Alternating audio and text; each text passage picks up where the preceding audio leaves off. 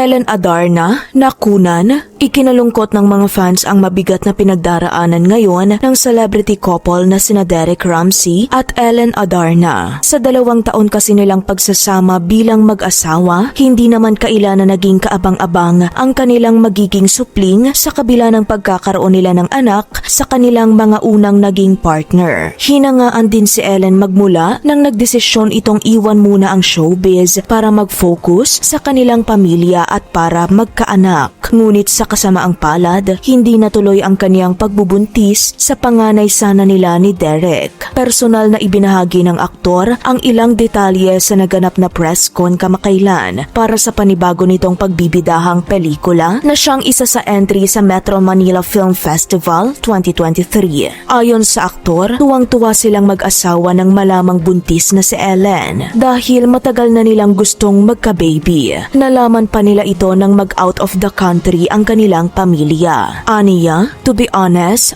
worried ako kasi medyo tumatanda na tayo. So akala ko, baog ako. Pero nung nasa Spain kami, nalaman namin na preggy si Ellen. Unfortunately, we lost the baby. But she's okay. Hindi niya kailangan magpa-confine or magparaspa whatsoever. So hopefully next year, makabuo na uli kami. Hindi umano sila nawawala ng pag-asa na magkaroon ng anak lalo na't nakabuo na sila. Ani Derek, pero at least nalaman namin na hindi kami baog. We can still produce a baby. It was very quick. Andun kami sa Spain for my mom's birthday. Delayed si Ellen so we knew something was up. She got herself tested. She was positive. Great gift for my mom, for us. And then nung pauwi, nag-i-spotting na siya. And we lost the pregnancy. Ito ang dahilan kaya't kaagad umano silang umuwi sa Pinas at nagpunta sa ospital. Inamin ni Derek na lutang pa rin siya dahil sa nangyari hanggang ngayon ay parang halo-halo pa rin ang nararamdaman niya. Sa huli sinabi nitong first attempt pa lang naman, so at least we know that we can still have a baby in the future. It's sad that we lost the baby, so may possibility pa rin na makabuo.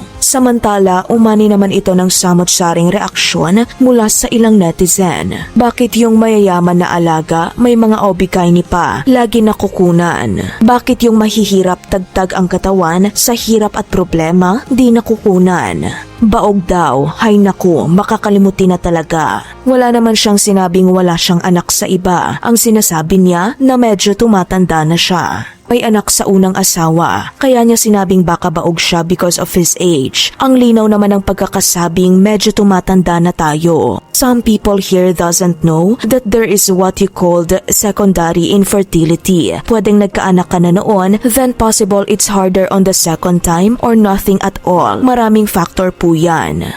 Ano ang mensahe mo sa dinaranas ngayon nina Ellen at Derek?